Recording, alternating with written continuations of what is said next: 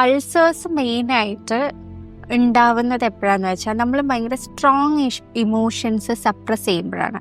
Like നമുക്ക് വെറുപ്പ്, അല്ലെങ്കിൽ വിദ്വേഷം, അല്ലെങ്കിൽ നമ്മൾ ആരെങ്കിലും ബിട്രേ ചെയ്തു, ആ ബിട്രേ നമുക്ക് പ്രോസസ്സ് ചെയ്യാൻ പോലും പറ്റുന്നില്ല, ആരെങ്കിലും നമ്മൾ അബാൻഡൺ ചെയ്തു, റിജക്റ്റ് ചെയ്തു, ഈ സമയത്തൊക്കെ ക്ലയൻസിന് അൾസേഴ്സ് കൂടുന്നതായിട്ട് കാണുന്നുണ്ട്.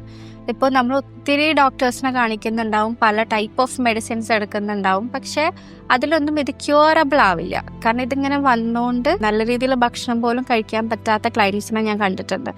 സോ ഇവർ എന്താന്ന് വെച്ചാൽ എല്ലാം ഇങ്ങനെ സപ്രസ് ചെയ്ത് അവരുടെ സറൗണ്ടിങ്സ് എങ്ങനെയായിരിക്കും എന്ന് വെച്ചാൽ അവർ ഡിസേർവ് ചെയ്യുന്ന കാര്യം പോലും അവർക്ക് കിട്ടുന്നുണ്ടാവില്ല. അവർക്ക് കിട്ടുന്നതിൽ അവർ സാറ്റിസ്ഫൈ ചെയ്തോളണം.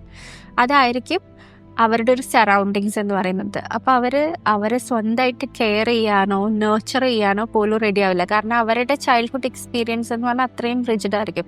ചിലപ്പോൾ അവരുടെ ഫാമിലിയിൽ നിന്നെല്ലാം പ്രൊവൈഡ് ചെയ്യുന്നുണ്ടാവാം, പക്ഷേ ഈ കുട്ടി ആഗ്രഹിക്കുന്ന രീതിയിൽ അത് കിട്ടുന്നുണ്ടോ എന്നുള്ളതാണ് ഇതിൻ്റെ മെയിൻ. അപ്പോൾ നമുക്ക് ഇതുപോലെയുള്ള ആരോടെങ്കിലും വെറുപ്പ് വന്നു, അല്ലെങ്കിൽ ഇങ്ങനത്തെ ഇമോഷൻസ് ട്രിഗർ ആവുമ്പോൾ ഈ അൾസേഴ്സ് ഫോം ചെയ്യും.